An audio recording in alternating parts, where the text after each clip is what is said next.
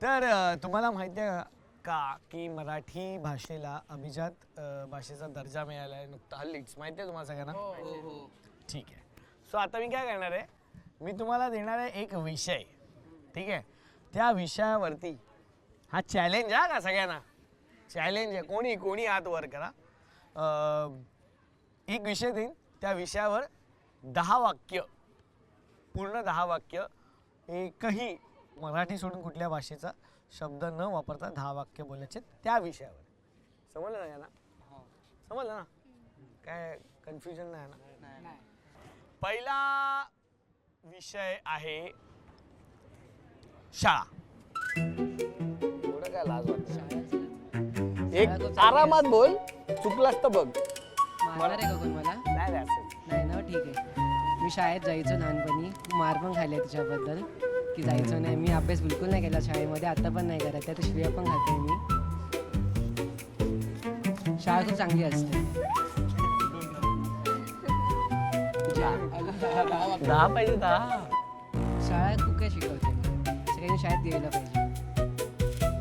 शाळेतून खूप काही शिकू शकतो आपण. ए तू तेच बोलतो, पुढचं बोल. आवडता विषय वगैरे बोल. आवडता विषय गणित होता. त्याच्यामध्ये मला कमी मार्क्स पडले होते, पण गणित बोललास पण मार्क्स पडत बोलतास मित्रा. तुला टॉपिक येतोय खोकला. खोकला सर्दी झाल्यावर येतो, म्हणून सर्दी व्हायच्या आधी काळजी घ्यावी सगळ्यांनी. कोणी थंड खाऊ नका, गरम पाणी पिया, काळजी घ्या. त्यानंतर जास्त तेलकट खाऊ नका. त्यानंतर जर खोकला झाला तर वेळ न काढता सगळ्यांनी चिकित्सालयात जायचं. सॉरी, रुग्णालया. 2 चांगल्या वाक्यांच्या मध्ये चुकला. तुला मी विषय देतोय लाड. काय लाड? जे तुझी गर्लफ्रेंड तुझ्यावर करते ते. लाड म्हणजे जे आई पोराला करते. वा वा वा. लाड जे आता इकडचे सगळे माणसं तुझ्यावर करतात आहे. स्लाइडली गेलाय साइडनी. हा वा, पुढे. लाड जे पप्पा प्रेमाने करतात, पण तरी सुद्धा ते मारून करतात. पण पप्पा हा इंग्लिश शब्द आहे, माहिती आहे ना? वडील चुकीला माफी आणि चान्स पण नाहीये. चला त्या साईडला जरा जाऊया. येतो तुझ्याकडे, मला माहिती आहे, मारू नकोस. इकडे फारच एकदम म्हणजे अवलिया लोक दिसतात आहेत मला. एक मिनिट. सॉरी हा. तुझा विषय आहे गुलाबी रंग. माझा प्रिय आवडता रंग गुलाबी आहे. प्रिय आणि आवडता दोन्ही. वा क्या बात है यार. वा. गुलाबी साडी, लाल लाल. नको. ओके, एक वाक्य झालंय. गुलाबी रंग म्हणजे प्रेमाचा प्रतीक. वा वा वा. मित्रा तू मनाने पण सुंदर आहेस रे. पुढे बोल. गुलाबी साडी आणि गाली लाल लाल हे वाक्य ऍड करायचं का तुला? गुलाबी साडी नावाचं गाणं सुद्धा आहे. वा वा वा. 3 वाक्य. ह्याला अरवायचं. चल 11 घे तू वाक्य. मी गुलाबी रंगाचे वस्त्र धारण केले आहे. मला गुलाबी रंगाचे गुलाब देण्यास रुची आहे. भाई आवडते सुद्धा. खरंच अस्खलित मराठी आहे व्हायचं. सर्वात मोहक आणि सुंदर रंग म्हणजे गुलाबीच. वा छान. 7 वाक्य झाले. आमच्या महाविद्यालयाचा रंग गुलाबी आहे. काहीही बोलतोय भाई. ठीक आहे. 8 वाक्य. पुढे. मला गुलाबी रंगाचे काय टाकला? आठवे लागते. गाल आवडतात. मला गुलाबी गाल खूप आवडतात. क्या बात आहे. आवडतात. 8 वाक्य. माझी इच्छा आहे की माझ्या प्रेयसीने माझ्यासमोर गुलाबी रंगाची साडी घालून यावी. 9 वाक्य. अजून 2 म्हणजे जिंकलायस तू. मला आवडेल गुलाबी रंगाचा गुलाब द्यायला. मला मी आहे 1 तासभर जाऊन बट मित्रा खूप सुंदर. नॉट ओनली गुड वाक्य, बट तुझे जे वाक्याची रचना होती, शब्दांची जी निवड होती, ती पण व्यवस्थित आणि अस्खलित होती. तर सगळ्यांमध्ये तू खूप भारी केलं. जिंकला तर आहेसच, पण भारी केलास. ठीक आहे. थोडं आपण आता तिकडे एक मुलगा माझ्याकडे घरी बसून रागाने बघतोय, त्याच्याकडे जाऊया आपण. तुला आता मी विषय देणार आहे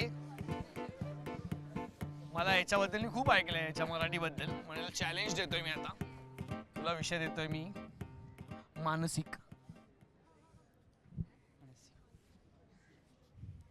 आपण जे वागतो बोलतो ते सर्व आपल्या मानसिक स्थितीवर आधारित असतं.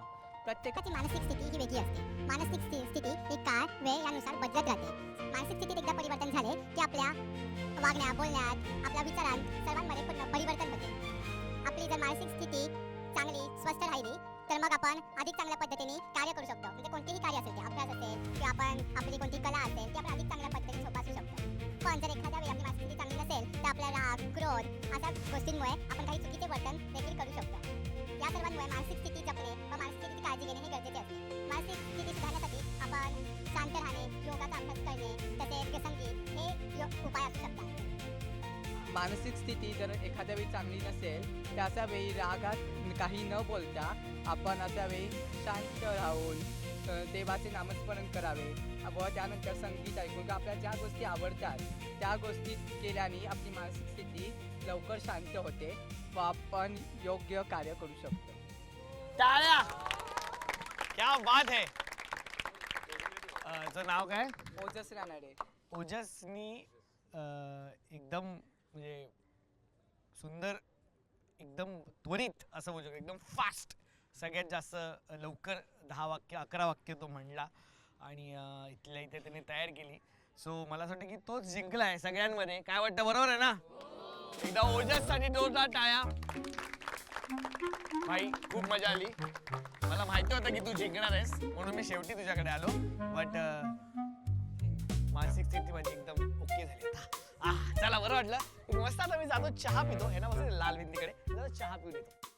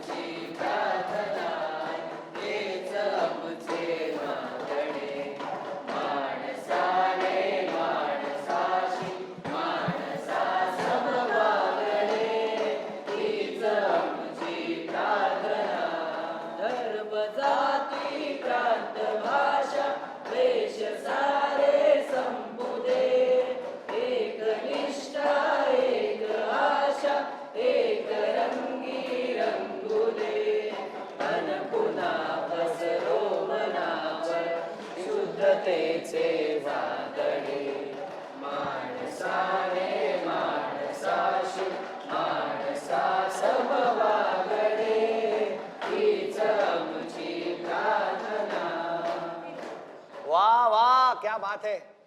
मजा आली एकदम. हाय, तुझं नाव काय?